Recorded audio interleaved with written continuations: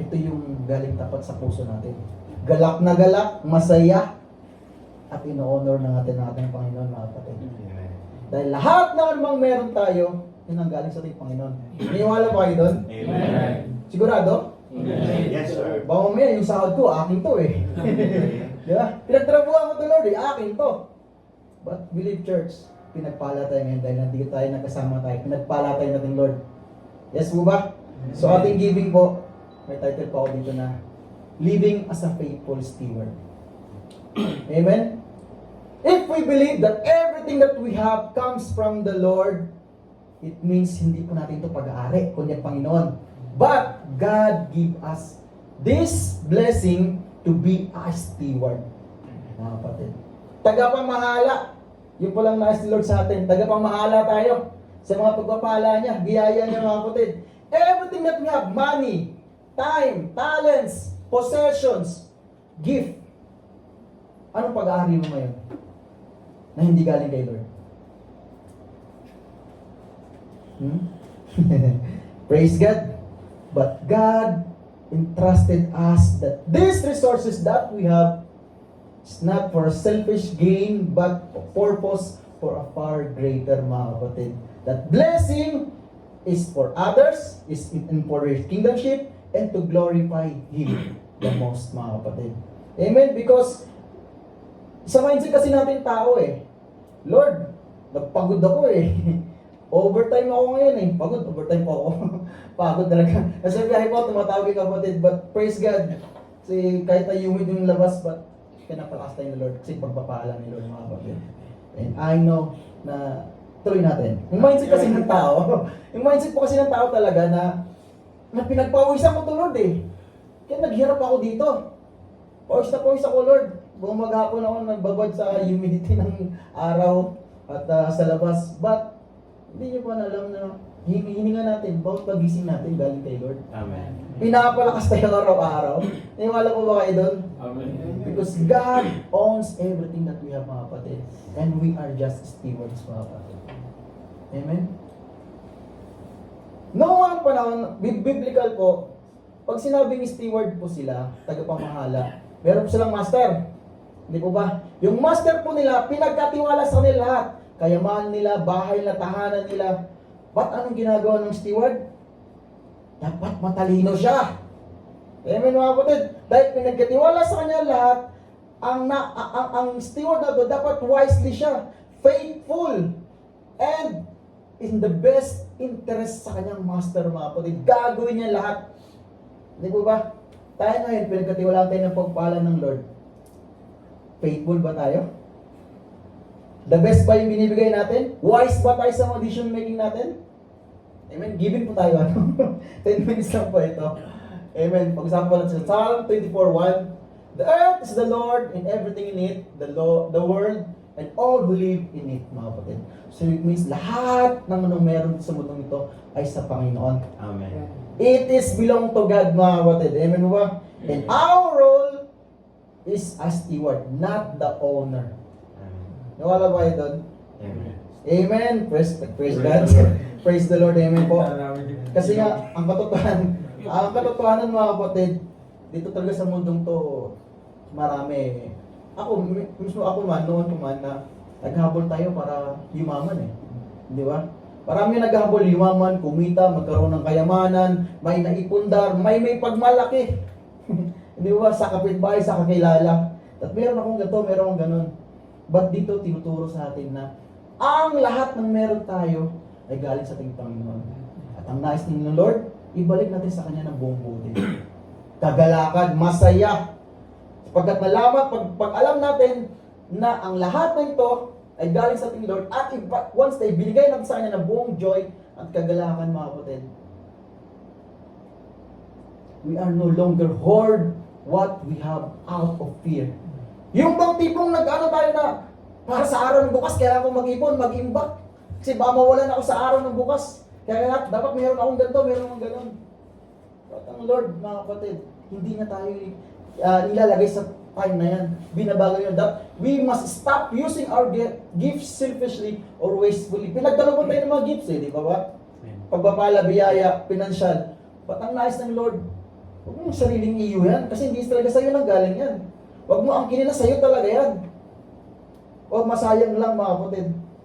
That we must start to ask God, how do you want me to use what you give it to me, Lord? Paano ba natin gamitin talaga? Hindi kasi natin alam eh. Waldas dito, waldas doon. At ang nais ng Lord, instead, clinging tightly, we begin to live open-handed, mga kapatid. Bukas palad pala dapat. Bukas palad tayo, hindi tayo yung tightly, yung clinging tightly. Sabihin, sarado, walang makakapasok. At ang nais ng Lord, bukas palad, mga kapatid. Amen po ba? Amen. So, sino po ito? Sa 1 Chronicles 29:14, dito, sabi ni David na, But who am I and who are my people that we should be able to give as generous as this? Everything comes from you and we have given you only what comes from your hand. Dito pinapahayag ni David na sino ba kami?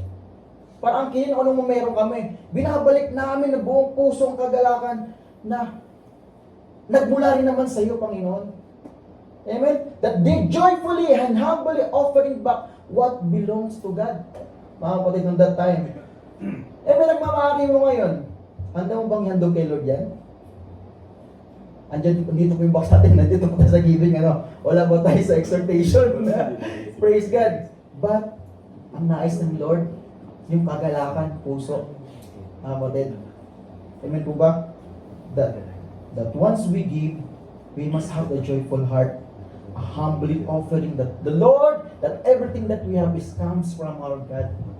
Amen mga kapatid.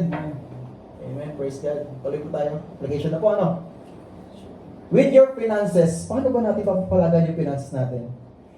Wala yung verse na dyan. Amen. Praise God. Sa ating finances, sabi ko dito sa verbs, sa Proverbs, hindi ko nasulat Proverbs 3:9, honor the Lord with your wealth, with the first fruits and all of your crops, mga kapatid. Before making major purchase of giving, ask God for guidance, mga kapatid. Remember, it is His money. Sumahod naman lahat. Sumahod naman lahat. Hindi pa ba? Praise God po yan. Amen po ba? Kasi po, once na pinagkalooban po tayo na pagpapala ng Panginoon, kasi madalas pa, iniisip natin, ay sahod na. May ibibili na akong bagong sapatos. May ibibili na akong bagong damit, cellphone, gadgets. But once you purchase, major purchase nga dito, ask God for guidance. Ito ba, Lord, makaka-glorify sa'yo? Pag bumili ako ng bagay na to, bili ako ng bagong sapatos. Kasi player ako ni Lord. Glorify si Lord, hindi mo ba? Bili ako ng bagong gadget. Kasi pang pang resort ko. Glorify ba si Lord? Bili ako ng bagong gadget, Lord, pang games ko. Glorify ba si Lord? But ang nais ni Lord, mga kapatid, trust Him, ask for guidance, mga kapatid, through our finances, mga kapatid. That our finances must becomes from a purpose, mga kapatid. Dapat may purpose. And must pray before spending. Kadalasan kasi natin, pag sumahod na, bayan ako, Brad. Brosted to. Hindi ba? Ba't ang nais ng Lord? Amen. Ang ba't ang nais ng Lord, mga kapatid? Seek Him first, mga kapatid. Seek His guidance, mga kapatid, sa ating pagkataon. And second thing, with your time. Saan ba tayo matagpuan? Pag-uwas ng sahod. Padalahan. Ba't ang sabi dito ng Lord? Prioritize your schedule based on God's purpose, not just personal convenience, mga kapatid. Hallelujah. Then sabi niya dito sa Psalm 90:12, teach us to number our days that we may gain a heart of wisdom, mga kapatid. Just like David, pinaprioritize ng God agenda, mga kapatid. Higit sa lahat. At higit sa lahat, yung time niya, saan ba ito ginagamit? His limit, i-evaluate his time, mga kapatid. So how to spend, mga kapatid. Ngayon sa atin, pag magsusulo tayo, saan pa natin mini-spend yung time natin? Social media? Scroll up, scroll down, scroll up, scroll down. Uy, maganda to. But, ang nais ng Lord, mga kapatid, make it a purpose, God purpose, mga kapatid. Amen mo ba? Hindi lang siyang personal natin, but make time for God, mga kapatid. Amen. Spend your time with God, mga kapatid. Pangatlo, with your talents. Alam niyo ba yung parable of talents? Yung pangatlo doon, binaon niya. Ayaw niya eh. Ibinaon niya. Pagdating ng Panginoon, ano sabi sa kanya? Hangal. Ganun ba tayo? Kasi alam ko mga kapatid, dito sa loob na to, may kanya-kanya po tayong talent. Wala man tayo sa instrumento, but may talent tayo sa pagluluto, paghuhugas, paglilinis. Yes! Talent ko po yan. Talent ko din yan. Praise God. Yan po. Kasi nga, pag wala tayong talent sa pagkain, hindi natin alam, masarap ba yung luto ng mga tita, no? Yung mga baking yung bread natin, masarap po, hindi. But praise God po mga kapatid. We have our talents. Huwag niyo po itong hayaan na mawala sa atin mga kapatid. Kasi use your skills and passions to serve others and build God's kingdom, not just to earn income or recognitions mga kapatid. Pag mayroon tayo ginawang bagay, oh, sarap bread meal ng ano mo baking mo Uy, nasarap ang ulo niya, lumaki. But ang nice ng Lord to serve every one of us mga kapatid na yung galak niya, yung joy niya. Sinasabi yan ng kapatid yun, personal ko yan personal ko yan. But ang nais ng Lord mga kapatid na yung galak niya ba? Hindi naman po talaga siya ganyan dati. Walang pang pagluluto talaga. Pero ngayon po, pasarap po na pasarap Dati matigas pero palamon ng palamon. Pasarap po na masarap. Praise God po. Salamat sa kapatid. Kasi nga, talented eh. Talented po talaga. Amen, talented po talaga ating kapatid mga kapatid. Tuwing gawain niya ata yun eh. Kahit nga sa kagabi, dinalan kami sa kwarto eh. Sarap, no? But ang nais ng Lord mga kapatid, yung pagkalakan ba tayo? Kung saan natin ispan yung talents natin. Amen mo ba? Yung pag once na nagugas tayo dyan ng plato, kasi sila, nagkakain na ng kain eh. Kain na ng kain eh. But ang nais ng Lord, galak ka ba talaga? Yung puso mong paghuhugas na yan, ang dami ng hugasin na to. Ang lakas ng ngayon. Praise God, pinagpahala pa ang panambalat ng Panginoon mga kapatid. Praise God, tuloy po tayo. With your possessions. Yan sabi ko kanina. Ano ba pinanghawakan natin yan? Ano bang meron tayo? Kasi sabi dito sa 1 Timothy 6:18, command them to do good, to be rich in good deeds, and to be generous and willing to share mga kapatid. So don't hold loosely to what you have. Consider how your resources could bless someone. Mga kapatid, anong pinagawakan mo ngayon?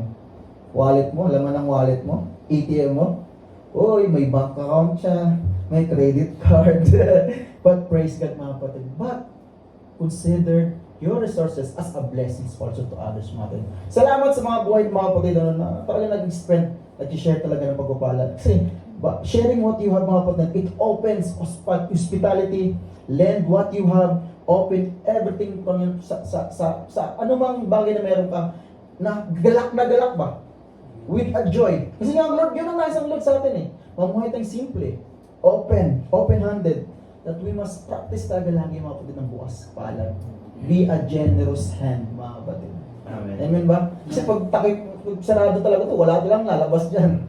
Wala tayong lalabas. But ang nais ni Lord, open hand mga kapatid. Amen ba? Tuloy po tayo. Praise God. Amen. Conclusion na tayo. Na ang sabi dito, stewardship is not just about giving 10%. It's about honoring God with 100% of what you have. Pwede ba yan?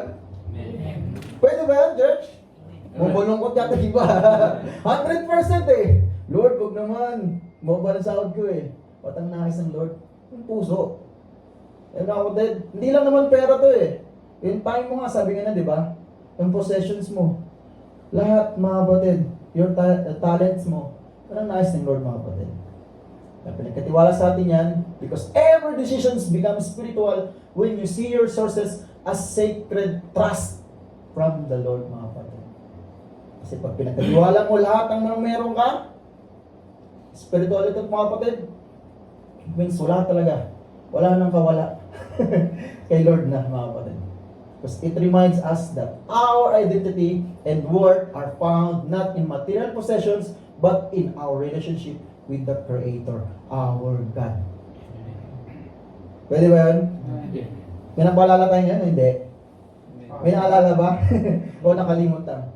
Mga kapatid, pagiging steward ng anumang meron tayo sa mundong ito, gamitin natin na maging pagpapala sa iba at ma-honor ng ating Panginoon mga kapatid.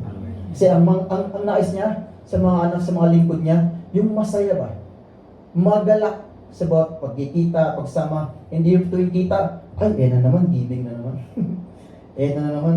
But ang nais ng Lord, yung puso natin, hindi siya burden para sa isa't isang kapatid. So, maaari po tayong tumayo. Amen po. Praise God.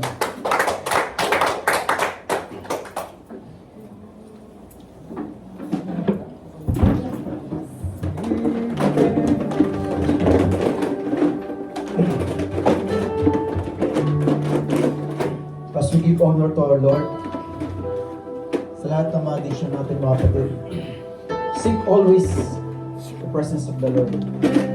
Seek always His guidance, His wisdom, kung pagkakaloob.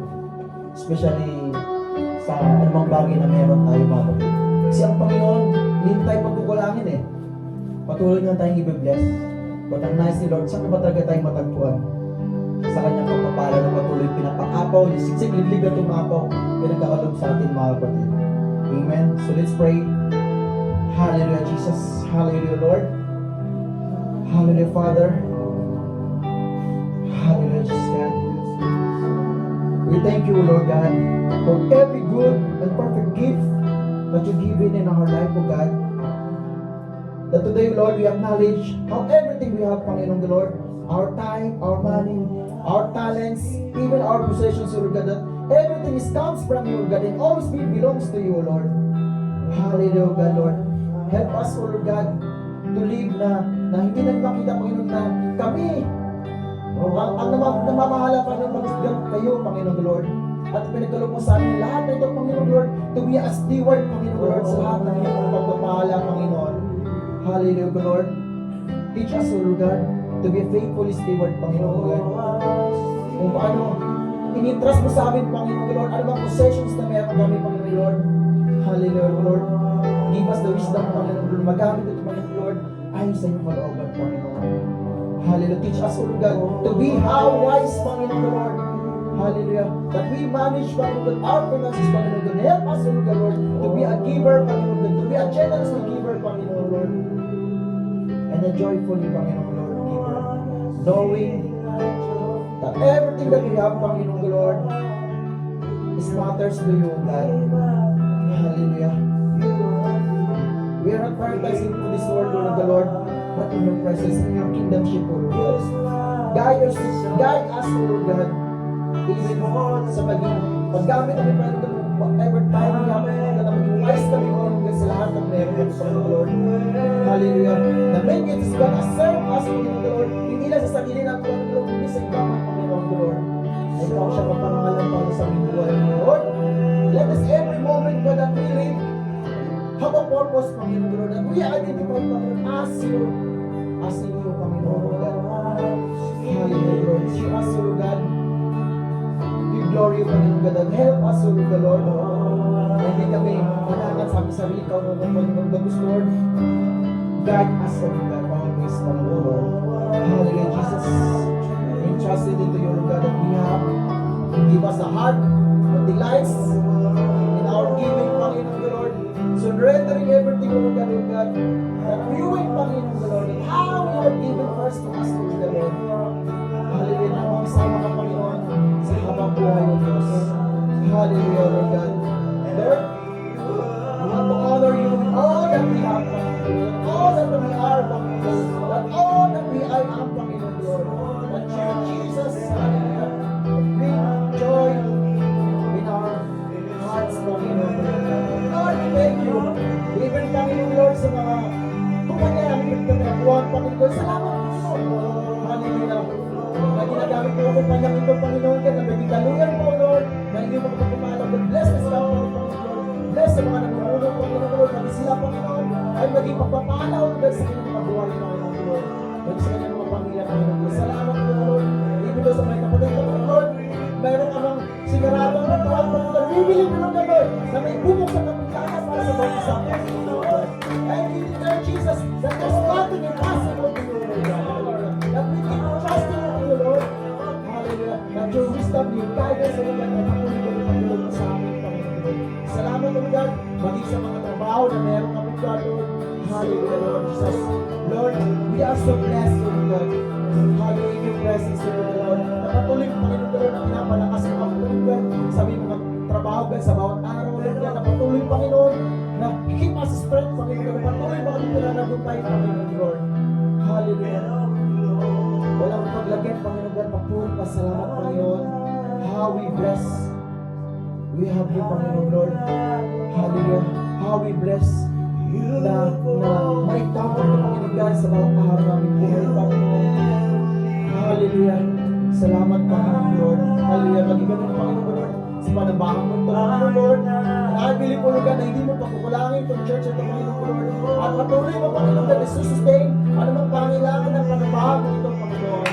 Hallelujah. We believe, Panginoon God, provided mo ito lahat, Panginoon Lord. This whole year, Panginoon, at sa mga taon mo ng taon, Panginoon God, marami ka ng Panginoon, Panginoon God, dadaling sa mga tao, Panginoon God. At gagawin mo, Panginoon, magiging pagpapalaw ka sa lahat na marais mo ang kilala at makakagpo sa inyo, Panginoon. Salamat sa Panginoon. Kung ay puti mo, Lord. Hallelujah. Walang hanggan. Papurit pa salamat, Panginoon. Maging sa amin, kapatid Panginoon ka na mag-handle ng finances dito sa panabawit ng Panginoon. Lord, bless you, Lord God. Give me the wisdom, Panginoon, magamit mga pinansyal ito, Panginoon. Upang ikalago din yung panambahan, Panginoon.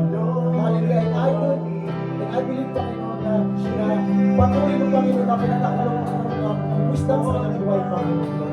Bless you, Panginoon. Inibig sa kanyang mga pamilya, Panginoon. Pati sa mga pamilya ng bawat isa. Lord, hallelujah. Marami ka nang tinuro, Panginoon, sa aming bawat isa, Panginoon Lord, na through our giving, Panginoon Lord, through our hearts, Panginoon Lord, hindi sa aming emotion, Panginoon, kundi sa aming puso, Panginoon, naggalak kami, Panginoon, na maghandog sa iyo, Panginoon. Hallelujah. Marami ka nang tinuro, Panginoon, sa bawat isa, Panginoon Lord.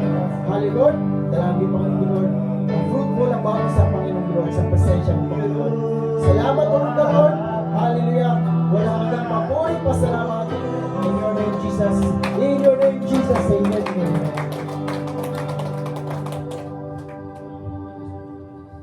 Hallelujah. Praise the Lord. Amen. Amen. So, I'm sure that everyone is excited to worship